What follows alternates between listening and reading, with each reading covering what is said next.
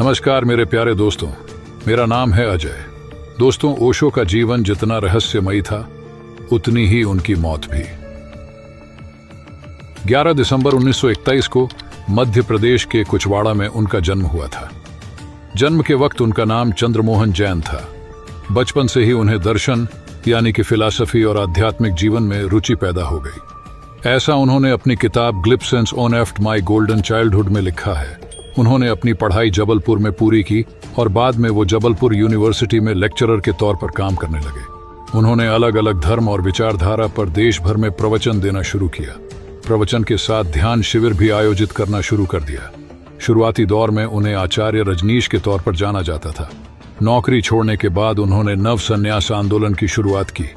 इसके बाद उन्होंने खुद को ओशो कहना शुरू कर दिया। साल 1921 से 1935 के बीच वो अमेरिका चले गए। अमेरिकी प्रांत ओरेगॉन में उन्होंने आश्रम की स्थापना की। ये आश्रम 65,000 एकड़ में फैला था। ओशो का अमेरिका प्रवास बेहद विवादास्पद रहा। महंगी घड़ियां, रोल्स रॉयस कारें, डिजाइनर कपड़ों की वजह से वे हमेशा चर्चा में रहे। ओरेगॉन में ओशो के शिष्यों ने उनके आश्रम को रजनीशपुरम नाम से एक शहर के तौर पर रजिस्टर्ड कराना चाहा, लेकिन स्थानीय लोगों ने इसका विरोध किया। इसके बाद 1985 वे भारत वापस लौट आए। मोरारी बापू से लेकर धीरेन्द्र शास्त्री और सद्गुरु तक भी सभी ने ओशो की तारीफ के पुल बांधे हैं। ओशो को नकारना मुश्किल है। हाँ, द्वेष और प्रेम निजी मसला है, ये बात तो वे खुद भी कहते थे। ओशो ना कभी पैदा हुए और ना ही मरे हैं। सिर्फ 11 दिसंबर 1931 से 19 जनवरी 1990 तक के लिए पृथ्वी पर भ्रमण किया। दरअसल ओशो को चाहने वाले आज भी उन्हें इसी तरह याद भी करते हैं जैसे वे कहीं गए ही नहीं। ये काम सोशल मीडिया और आसान किए देता है कि ढेरों वीडियो देखे जा सकते हैं। उन वीडियो में जो बातें वे कर रहे हैं वे युवाओं को बड़ी भांति हैं। उनके बागी मन को जब नई नई समझ पकड़ता मन दुनिया को बदलने की, रूढ़ियों को तोड़ने की चाह रखता है। हालांकि ऐसा भी नहीं कि सिर्फ युवा मन ही दबे दबे ही सही, सामाजिक लोग भी ओशो की हाँ में हाँ ही मिलाना चाहते हैं।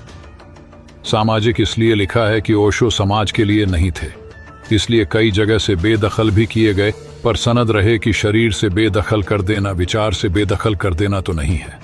तो जो लोग उनसे प्रभावित हुए उनके लिए वे प्रिय हैं। उन पर किताबें लिखी जा रही हैं, चर्चाएं की जा रही हैं। उनके बनाए सेंटर में डायनामिक मेडिटेशन भी किया जा रहा है। ओशो का कहा सब कुछ वीडियो के रूप में तो दर्ज नहीं है, लेकिन सौभाग्य से इतना है कि उन्हें समझा और जाना जा सके। आचार्य रजनीश से भगवान रजनीश बनने के बाद वो उनके फॉलोअर्स के लिए ओशो हो गए थे। ओशो का मतलब विराट समुद्र से एक हो जाना। दार्शनिक भाषा में इसका अर्थ है ईश्वर से है, अर्थात ईश्वर से एकात्म की अवस्था। दोस्तों, अगर आप ओशो के बारे में संपूर्ण जानकारी जानना चाहते हो तो कमेंट सेक्शन में बताना। मिलते हैं किसी दूसरे वीडियो में। बहुत बहुत धन्यवाद।